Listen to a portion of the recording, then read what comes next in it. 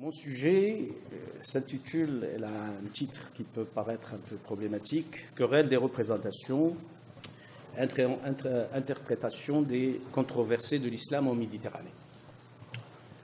Ici, je vais peut-être revenir après sur la question de l'islam. Pour moi, ce n'est pas une compréhension globalisante. L'islam, pour moi, il y a des islams, comme dit d'ailleurs notre ami Mohamed Al-Koun. C'est pourquoi je ne réduis pas l'islam à une transcendance spirituelle seulement, ou à une histoire, ou à une pensée, ou à des actions historiques, etc. Et peut-être qu'on va revenir à propos de cela. Je m'appelle Mohamed Nourdine Afaya. Mohamed, c'est le nom légal, mais Nourdine, c'est le nom qui est connu. Si vous allez, par exemple, dans mon quartier ou dans la ville, vous dites Mohamed Afaya, je ne suis pas connu. Mais si vous dites Nourdine, je suis directement identifié. Voilà, ma présentation va se répartir en 6 points essentiels, à mon avis. Il y a une introduction, un contexte général de l'étude, un cadre de l'étude, une problématique que je vais essayer un peu de reformuler après l'introduction, quelques objectifs que je vais essayer d'énumérer, une démarche et ce que j'ai appelé une ouverture, c'est-à-dire comment essayer un peu d'ouvrir une perspective de ce que j'appelle, après Comte Sponville, une perspective de l'insistance. Alors où des poussées de violence dans le monde, et particulièrement dans le pourtour méditerranéen, provoquent des peurs, des confusions, des amalgames de tout genre, il semble intéressant, à mon sens, de mettre en valeur 2 paramètres qui me semblent essentiels. Le premier, c'est les réflexions de penseurs qui ont formulé des questions qui me semblent pertinentes sur les enjeux intellectuels de la tradition, de la modernité et de la Méditerranée. Deuxième point ou paramètre qui doit être, à mon sens, mis en valeur, ce sont les pratiques des acteurs civils et institutionnels qui tentent de produire du sens. Je veux revenir un peu après à la question de la production du sens dans ce que notre ami Thierry Fabre appelle ce continent liquide.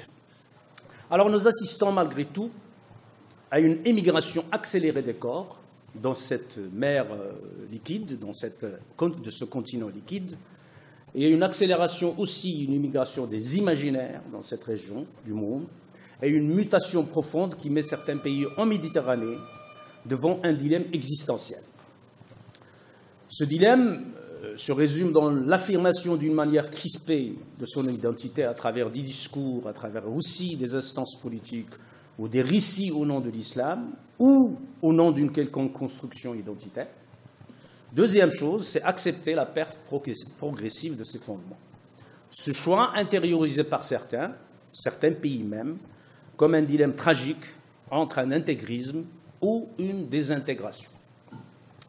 Dans ce cadre, il semble important, et là je vais formuler quelques questions qui vont éclairer ma recherche durant ces mois, il semble important de préciser dans cette étude un ensemble de questionnements.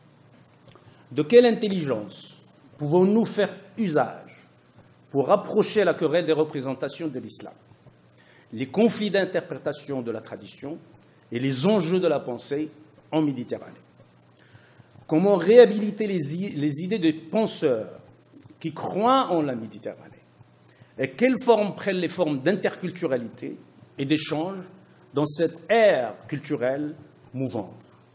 Et quelles perspectives possibles pour une nouvelle pensée de la relation en Méditerranée? Et certainement, je vais revenir à cette question de ce que j'ai appelé, ce que certains appellent de grands philosophes, de grands penseurs, comme des grands penseurs philosophes méditerranéens qui s'appelle René Habashi, une pensée de la relation en Méditerranée. Face à cela, je vais vous exposer quelques constats concernant le contexte général dans lequel ma réflexion va se dérouler. Le premier constat est inhérent à ce qu'on appelle la montée de l'euro-inquiétude, qui commence à gagner du terrain, et plusieurs formes d'expression de scepticisme, dues essentiellement aux conséquences de la gestion européenne de la crise économique de 2008. On est en train encore de subir, de retomber les répercussions de cette crise, les hésitations de faire sortir la Grèce de sa faillite évitées après de longues et difficiles tractations. Nous rappelons très bien, ça fait 2 ans et demi, comment les Européens ont été complètement en conflit pour gérer la crise de la Grèce. Troisièmement, le Brexit, l'immigration, la montée vertigineuse du populisme et du nationalisme et les différents actes de violence. Deuxième constat, il est lié au cancer de la rive sud de la Méditerranée. On a affaire à un monde arabe qui s'est exposé déjà à l'éclatement depuis 1990. On se rappelle très bien ce qu'on appelle la deuxième crise, la deuxième guerre du Golfe en 1990, après l'invasion du Koweït par l'Irak et tout le processus guerrier qui s'est déclenché jusqu'à l'invasion de l'Irak en 2003. Les guerres asymétriques et tragédies, surtout après 2011, en Méditerranée, les permanences des nœuds conflictuels au Maghreb et les nouveaux rôles de l'Iran, de la Russie et de la Chine dans cette région. Et les différentes expressions de déséquilibre démographique, les accroissements des inégalités socio-économiques, l'incompréhension culturelle, et on peut énumérer d'autres éléments. Ces éléments peuvent être des causes, comme elles peuvent être aussi des conséquences. On est face à une région qui connaît, tout le monde le sait, des situations inédites d'instabilité et d'incertitude. Troisième constat consiste dans l'ascension des populismes et de la violence. Et j'ai, à bon escient, lié la question du populisme à la violence, et on va voir qu'il y a une différence entre les deux. Alors, les populistes produisent des discours xénophobes, racistes, islamophobes, etc. Mais les groupes nihilistes, que j'appelle nihilistes, qui usent des méthodes extrêmes, qui peuvent être taxés de terroristes, de djihadistes, de ce qu'on peut, etc., aussi créent la tension et poussent les gens à réagir d'une manière tribale et parfois et généralement émotionnelle. Alors ces discours populistes et islamistes radicaux réactivent les schèmes et les archétypes d'imaginaire d'adversité et les investissent dans les différentes stratégies de légitimation, d'argumentation et de guerre de positionnement. Quatrième constat, dans le cadre de ce contexte général de l'étude, concerne le pessimisme et les attitudes sceptiques qui fragilisent l'engagement méditerranéen. On a affaire à un lexique vraiment déprimant, si on peut dire, utilisant des termes comme déception, fracture, désunion, retrait, malentendu, mécompréhension, violence, l'hétérogénéité qui marque fortement l'actualité de ce qu'on appelle les mondes méditerranéens. Moi, je suis beaucoup plus penché à utiliser les mondes méditerranéens que parler et interpeller la Méditerranée comme un espace unitaire. Alors que les choix des échanges, des mobilités, de l'interculturalité, du cosmopolitisme, de la circulation des corps et des savoirs, de la coopération ou du partenariat, tous ces discours se montrent et se mettent en scène devant les différentes stratégies discursives comme étant des discours relativement marginaux ou même parfois ridicules par rapport aux forces productrices de la négation aux élans de la Méditerranée.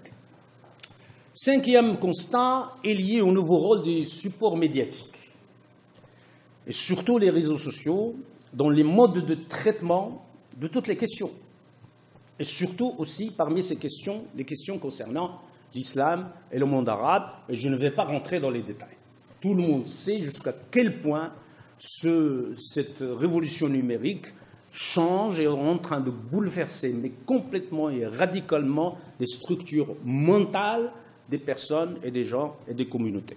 Sixième constat se réfère aux tentatives de divers acteurs, des tentatives de révision de divers acteurs. Je pense que c'est un paramètre qu'il faudrait, à mon avis, dans la réflexion autour de la tradition et de l'islam dans le monde méditerranéen, et surtout dans la rive sud-est de la Méditerranée. On parle des États, des organismes, des universités, de la société civile dans le monde arabe pour mener ce qu'ils appellent des révisions concernant l'image de l'islam et par le biais de la relecture de la tradition.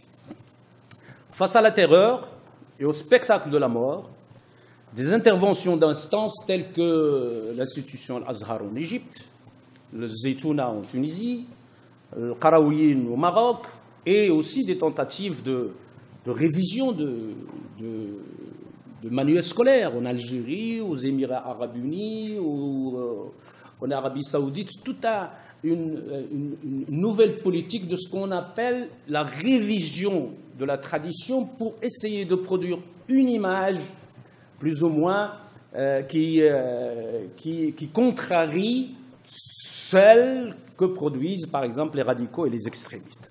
Tout cela pour comprendre les causes de l'extrémisme violent au nom de l'islam, faire la lumière sur le mal qu'il cause à la religion et à l'image de l'islam dans le monde.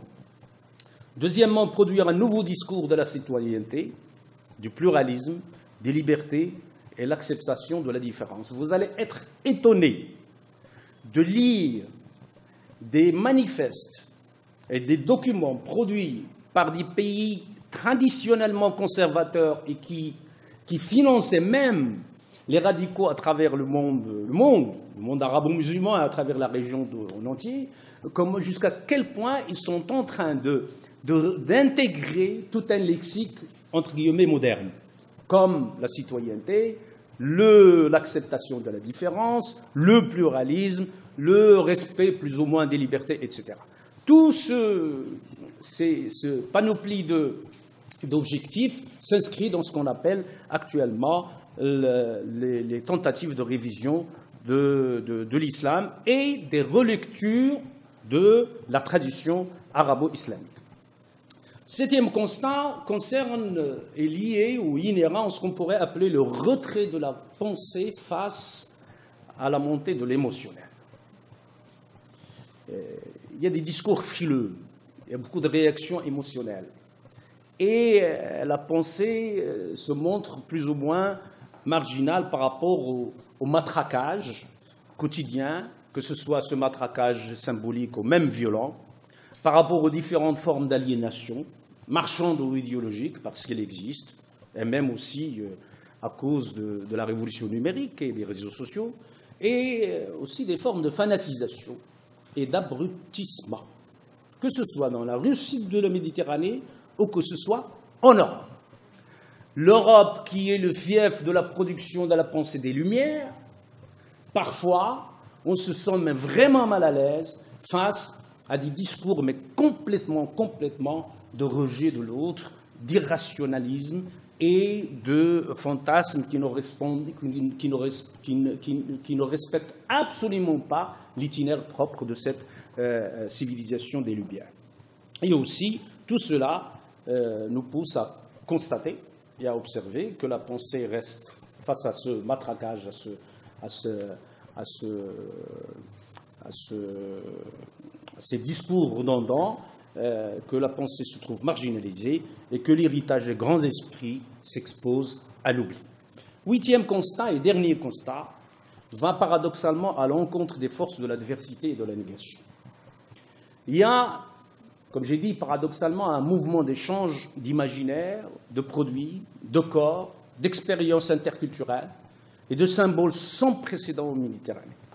Des mouvements qui fonctionnent par le bas, de coopération scientifique, d'immigration, de mariage mixte, de tourisme, que ce soit dans sa dimension négative que positive, parce que dans le tourisme, il n'y a pas que le négatif, et aussi des actions civiles et les pratiques du tissu associatif. Il y a des milliers, des dizaines, des centaines de milliers d'initiatives et d'entreprises qui sont prises par pas seulement les États, pas seulement les élus, s'il y a une démocratie réelle dans certains pays de la rive sud de la Méditerranée, mais il y a de plus en plus un bouillonnement des mouvements, des ONG, des associations de part et d'autre des deux rives de la Méditerranée. Le pourtour méditerranéen, à mon avis, est animé par une dialectique inachevée du même et du différent. véhiculée historiquement par les Grecs, par les Arabes, par les Latins, par les barbares, par les croyants, par les infidèles, par les athées, par les démocrates et aussi par les autocrates. Cette dynamique est caractéristique de l'univers méditerranéen, malgré les malentendus et malgré les différentes formes d'affrontement.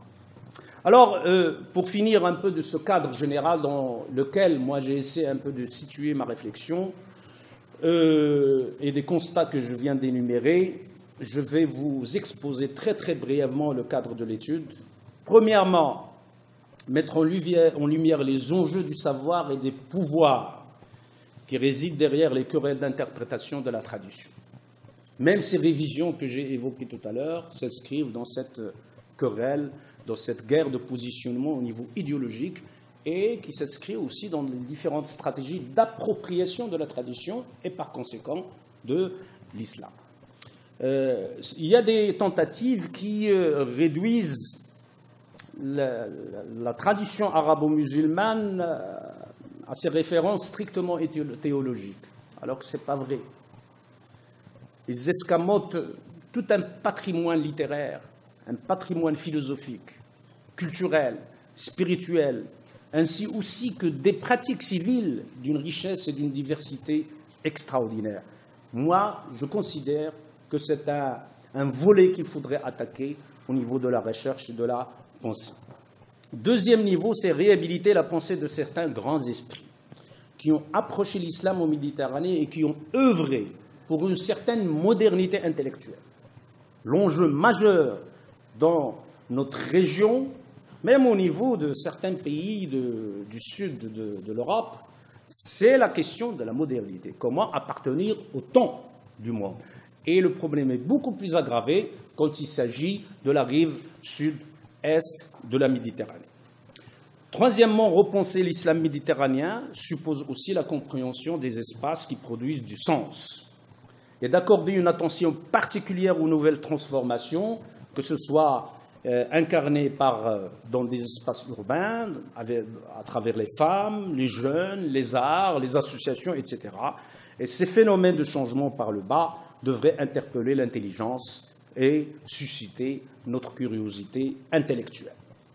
Alors je vais brièvement, pour finir, Monsieur le Président de séance, une reformulation de ma problématique et sous forme de question.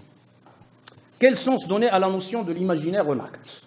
C'est une question qui me préoccupe énormément et dans tous ces trois axes principaux dans le cadre de la recherche, je vais essayer de voir comment les imaginaires fonctionnent, et non pas simplement en tant qu'instance transcendantale ou abstraite, non. L'imaginaire aussi peut se traduire en actes, à travers tout un ensemble d'archétypes, de références symboliques, etc. Et je vais essayer de les montrer à travers cette étude. Deuxièmement, comment revaloriser le discours sur la diversité en éludant le piège de l'inimitié et de l'adversité. Quelle est la part du réel et de l'irréel dans la production des représentations et de compréhension aussi bien de l'altérité que de la méditerranéité? Et quelle perspective possible pour une nouvelle pensée de la relation en Méditerranée? Alors, les objectifs sont très résumés très brièvement. Premièrement, reconstruire l'idée d'une Méditerranée de ce que j'appelle le passant, la Méditerranée du passant. Je ne suis pas le seul à dire ça. Il y a d'autres intellectuels, que ce soit en Europe et même en Afrique maintenant. Il y a toute une élite, une nouvelle génération d'intellectuels africains qui commence à s'imposer au niveau de la réflexion théorique, comme quelqu'un comme Achille Mbembe. Justement, son dernier livre sur politique de l'inimitié, où il essaie de théoriser la question du passant.